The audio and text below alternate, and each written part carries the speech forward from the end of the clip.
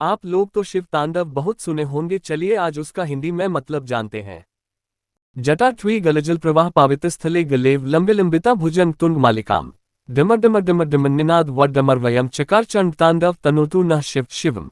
चलिए अब इसका हम लोग अर्थ जानते हैं।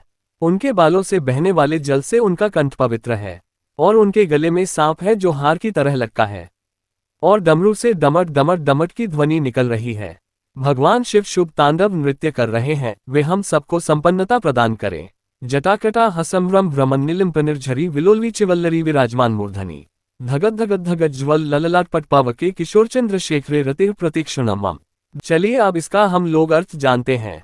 मेरी शिव में गहरी रुचि है, जिनका सिर अलौकिक गंगा नदी की बहती लहरों की धाराओं से सुशोभित है, जो उनकी बालों की उलझी जटाओं की गहराई में उमड़ रही है, जिनके मस्तक की सतह पर चमकदार अग्नि प्रज्वलित है और जो अपने सिर पर अर्धचंद्र का आभूषण पहने हैं।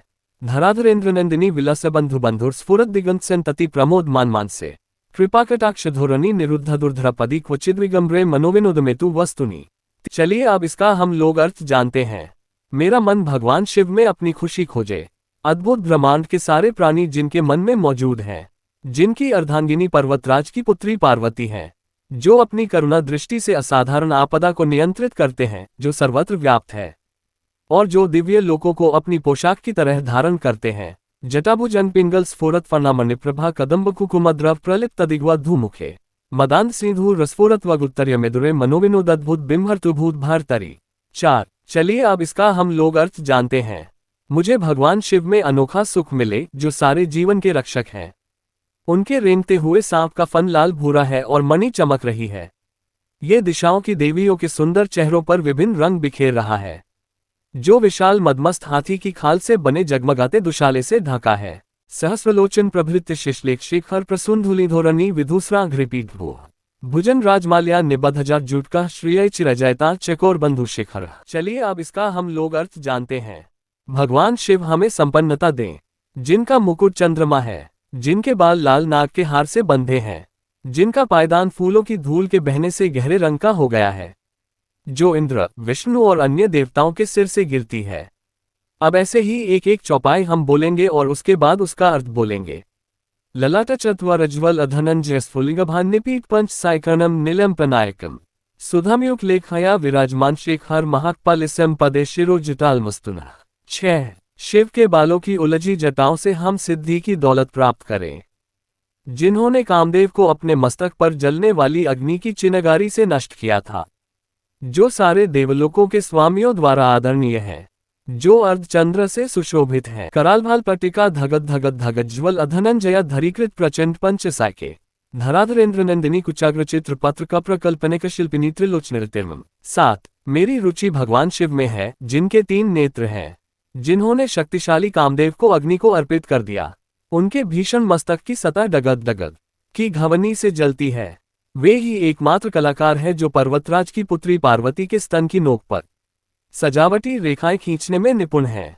नवीन मेघमंडली निरुद्ध दुर्धर स्फुर तकुहनिशिथनीत्मा प्रबद्धबद किंधर निलिम्पनिर्झरीधरस्तनुतु कृत्ति सिंधुर कलानिधन बंधुर श्रियम जगंध धुरंधर। 8। भगवान शिव हमें संपन्नता दें। वे ही पूरे संसार का भार उठाते हैं, जिनकी शोभा चंद्रमा है, जिनके पास अलौकिक गंगा नदी है, जिनकी गर्दन गला बादलों की परतों से ढकी अमावस्या की अर्धरात्रि की तरह काली है। प्रफुल्ल नील पंकज प्रपंचकालिम प्रभा विडम्बी कंठकंधरारुचि प्रबंध कंधरम स्मरच्छिदम पुरच्छिद भवच्छिदम मखच्छिदम गजच्छिदांतकच्छिदम तमंतकच्छिदम भजे। 9। मैं भगवान शिव की प्रार्थना करता हूँ, जिनका कंठ मंदिरों की चमक से बंधा है, पूरे खिले नीले कमल के फूलों की गरिमा से लटकता हुआ, जो ब्रह्मांड की कालिमा सा दिखता है, जो कामदेव को मारने वाले हैं, जिन्होंने त्रिपुर का अंत किया, जिन्होंने सांसारिक जीवन के बंधनों को नष्ट किया, जिन्होंने बलि का अंत किया, जिन्होंने अंधक दैत्य का विनाश किया, जो हाथियों को मारने वाले हैं, और जिन्होंने मृत्यु के देवता यम को पराजित किया।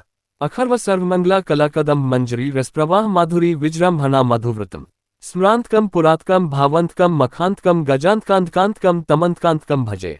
10। मैं भगवान शिव की प्रार्थना करता हूँ, जिनके चारों ओर मधुमक्खियां उड़ती रहती हैं, शुभ कदम के फूलों के सुंदर गुच्छे से आने वाली शहद की मधुर सुगंध के कारण, जो कामदेव को मारने वाले हैं, जिन्होंने त्रिपुर का अंत किया, जिन्होंने सांसारिक जीवन के बंधनों को नष्ट किया, जिन्होंने बलि का अंत किया, जिन्होंने अंधक दैत्य का विनाश किया जो हाथियों को मारने वाले हैं, और जिन्होंने मृत्यु के देवता यम को पराजित किया।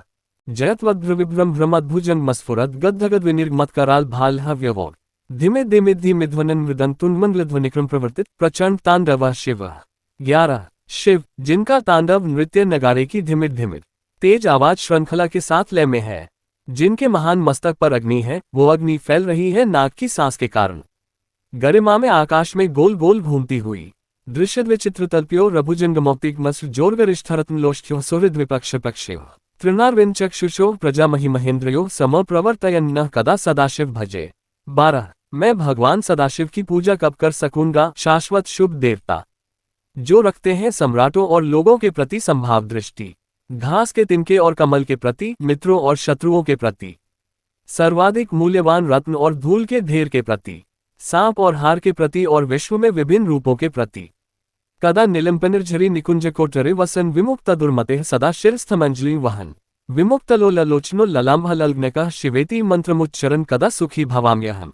13 मैं कब प्रसन्न हो सकता हूँ, अलौकिक नदी गंगा के निकट गुफा में रहते हुए, अपने हाथों को हर समय बांधकर अपने सिर पर रखे हुए, अपने दूषित विचारों को धोकर दूर करके शिव मंत्र को बोलते हुए, महान मस्तक और जीवंत नेत्रों वाले भगवान को समर्पित।